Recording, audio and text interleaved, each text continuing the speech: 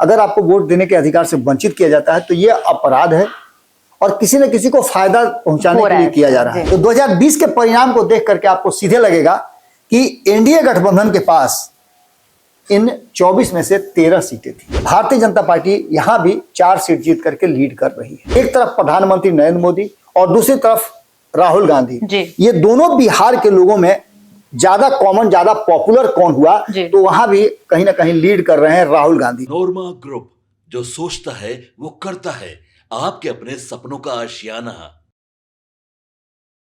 नमस्कार, स्वागत है आपका भारत लाइव के इस खास कार्यक्रम में जिसका नाम है कहानी में ट्विस्ट। देखिए, अब बिहार की राजनीति की कहानी में भी ट्विस्ट आ गया और ये ट्विस्ट आया है तेजस्वी यादव, राहुल गांधी और प्रशांत किशोर की जो कॉम्बिनेशन बैठ रही है इसको लेकर। तो चलिए आज तमाम मुद्दों पर बातचीत करेंगे। हमारे साथ बाबा मौजूद हैं। बाबा, जिस तरीके से इस बार तेजस्वी यादव और राहुल गांधी और प्रशांत किशोर ये जो तीनों मिल गए हैं, कहीं ना कहीं प्रशांत किशोर को अगर देखा जाए तो वो भी एक तरीके से प्रॉफिट ही देंगे क्योंकि एनडीए का वोट तो काटना निश्चित है। ऐसे में अभी राहुल गांधी को अगर देखा जाए तो वो उस गढ़ में पहुंचे हैं जहां पर कहीं ना कहीं पप्पू यादव जो हैं सबसे ज्यादा उनको वोट बैंक है। इसके अलावा अगर आप देख लीजिए महागठबंधन की अगर बात करें तो मुसलमान भी वहां पर काफी ज्यादा सक्रिय हैं, यादव भी हैं। तो ऐसे में जिस तरीके से समीकरणें बैठ रही हैं, इस बार क्या लगता है कि बिहार की राजनीति में कुछ ऐसा होने वाला है जिसका अनुमान अभी तक हम लगा नहीं पा रहे? देखिए, यदि टेक्निकल बातें तो सभी समझा देंगे जी, लेकिन इस यात्रा को लेकर के और राहुल गांधी ने जिस यात्रा को शुरू किया जी, उस यात्रा के बीच में कुछ ऐसी घटनाएं घटी हैं जी जिसने राहुल गांधी को और बूस्टर डोज दिया है जी। जैसे आप एसआईआर को लेकर के आपने देखा होगा कि ये यात्रा शुरू हुई थी, वोट अधिकार यात्रा इसको नाम दिया गया था, और लोगों को ये बताने के लिए कि लोकतांत्रिक प्रक्रिया में, लोकतांत्रिक देश में आपके वोट की कीमत क्या है। अगर आपको वोट देने के अधिकार से वंचित किया जाता है तो ये अपराध है और किसी न किसी को फायदा पहुंचाने के लिए किया जा रहा है। ये टेक्निकल बात है। इस टेक्निकल बात को समझाने के लिए लगातार पिछले आप देख रहे होंगे 15 दिनों से लगातार चल रहा है, लेकिन इस बात को समझाने का तरीका अलग अलग है। न्यायालय अलग तरह से समझा रहा है, आयोग अपनी तरह से समझा रहा है, भाजपा अपनी तरह से समझा रही है और विपक्ष अपनी तरह से समझा रहा है। हम चलिए मान लेते हैं कि सत्ता पक्ष जो कह रहा है वो ठीक है, विपक्ष कह रहा है वो गलत है, लेकिन न्यायालय ने भी उस बात को माना है कि बहुत सारी ऐसी बातें हैं, बहुत सारे ऐसे प्रमाण हैं जिसको आपने बनाया क्यों, जब उसका ऑथेंटिसिटी ही नहीं है। जी बिल्कुल। तो इस बात को लेकर के कहीं ना कहीं इसमें एक संशय तो पैदा हो गया। तो आम जनता जो इतना टेक्निकल बातों को नहीं समझती है, वो समझती है सीधी भाषा, और इस सीधी भाषा को समझाने के लिए कौन पहुंचा हुआ है? राहुल गांधी।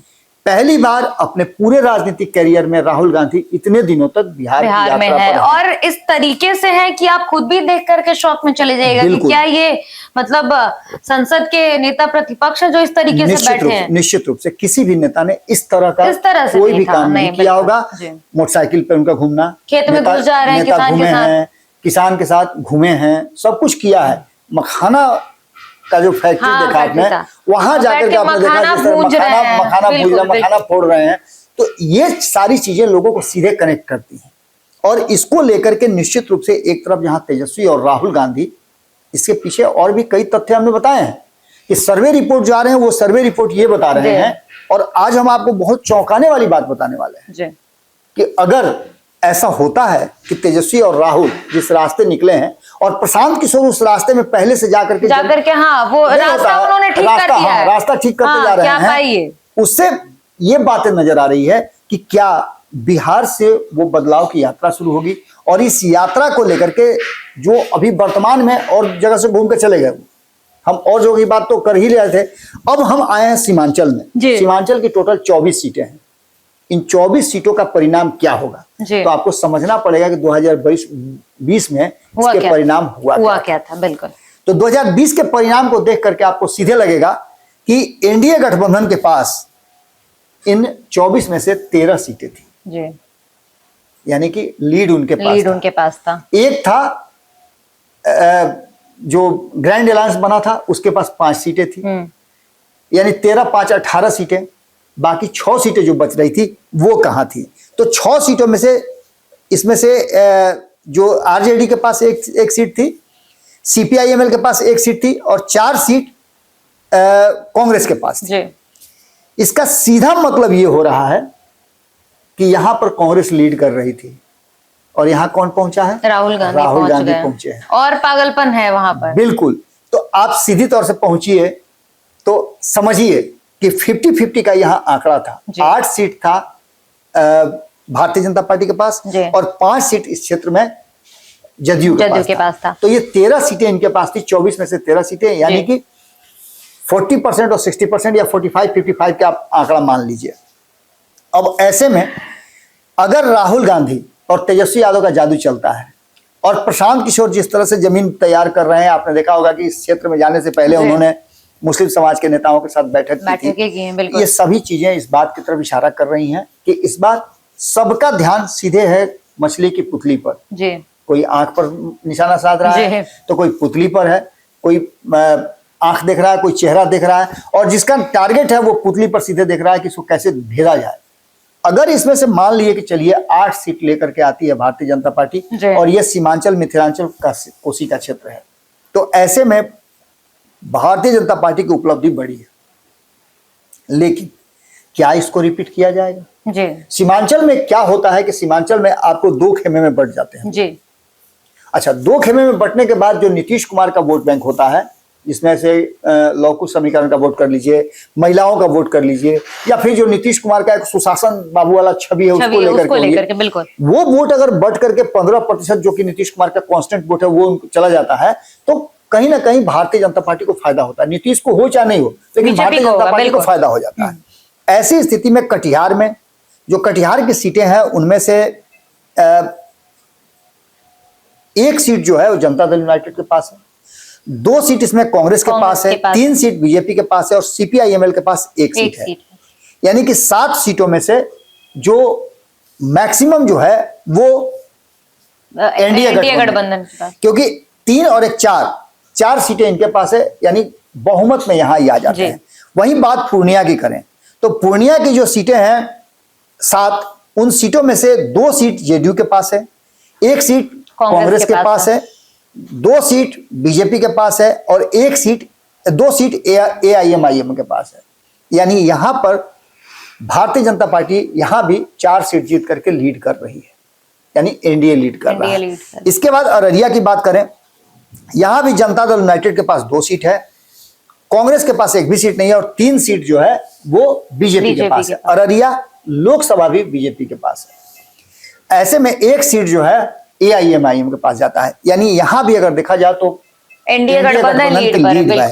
किशनगंज में 1 सीट 0 सीट है जेडीयू के पास, 1 सीट है कांग्रेस के पास, 1 सीट है बीजेपी के पास, 1 सीट है आरजेडी के पास और 2 सीट है एआईएमआईएम के पास।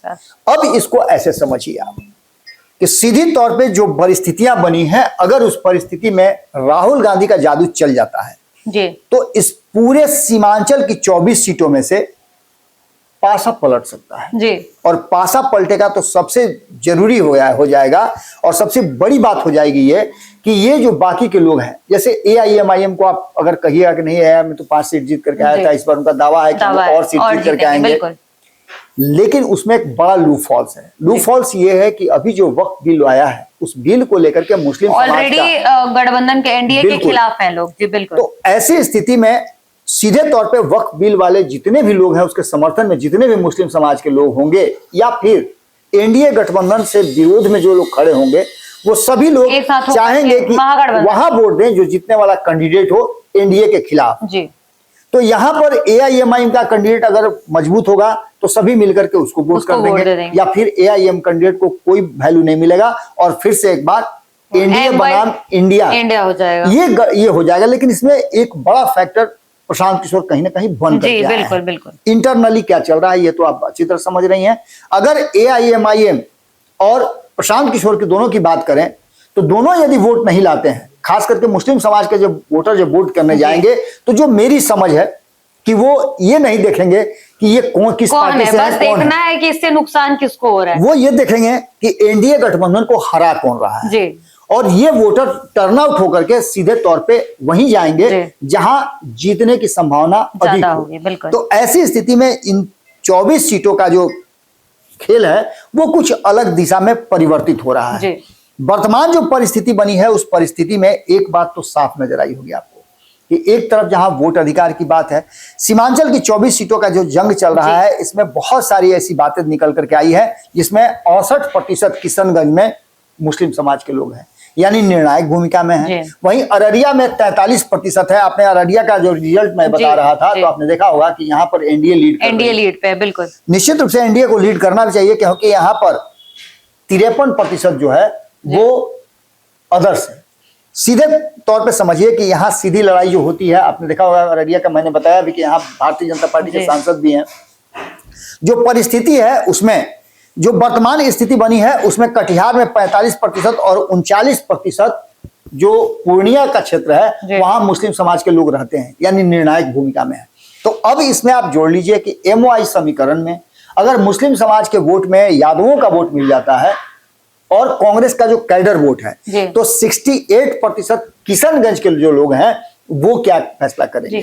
मतलब ये जो तिगड़ी अभी बैठ रही है इन तीनों की, वो बीजेपी और जदयू का भी क्लीन बोल्ड करने की तैयारी में, ये कहना गलत निश्चित रूप से राहुल गांधी ने आकर के अंतर पैदा किया है। और सर्वे रिपोर्ट जो आए हैं वो भी चौंकाने वाले सर्वे रिपोर्ट हुए, क्योंकि प्रधानमंत्री नरेंद्र मोदी से ज्यादा राहुल गांधी का क्रेज नजर आ रहा है। दूसरी तरफ आपने देखा होगा कि जिस दिन प्रधानमंत्री नरेंद्र मोदी आए थे उस दिन राहुल गांधी की सभा में बहुत ज्यादा भीड़ हुई थी। राहुल गांधी जबकि नहीं थे उस दिन, उसके बावजूद भी आपने देखा होगा कि उनकी सभा में किस तरह से 20 तारीख को जो ब्रेक था, ब्रेक के बाद जब वो वापस आए तो दुगना उत्साह के साथ लोग उनके साथ जुड़े।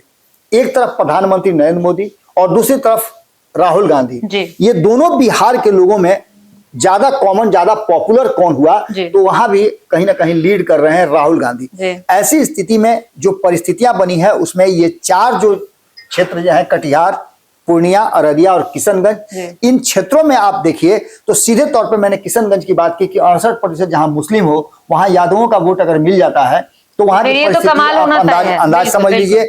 अररिया में 43% मुस्लिम है, यहां भी आप समझ सकते हैं कि क्या परिस्थितियां। और कटिहार में 45% यहां भी आप समझ सकते हैं, पूर्णिया में 39% यहां भी समझ सकते हैं।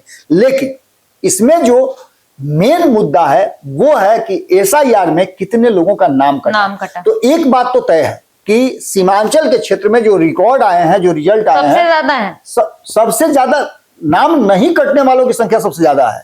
वहां जो बिहार में आप देखिए तो पटना में अधिक लोगों का नाम कटा है, लेकिन सीमांचल के क्षेत्र में लोगों का नाम कम कटा है, यानी अधिक लोग उसमें शामिल हैं ऐसे जिनका नाम नहीं कटा है।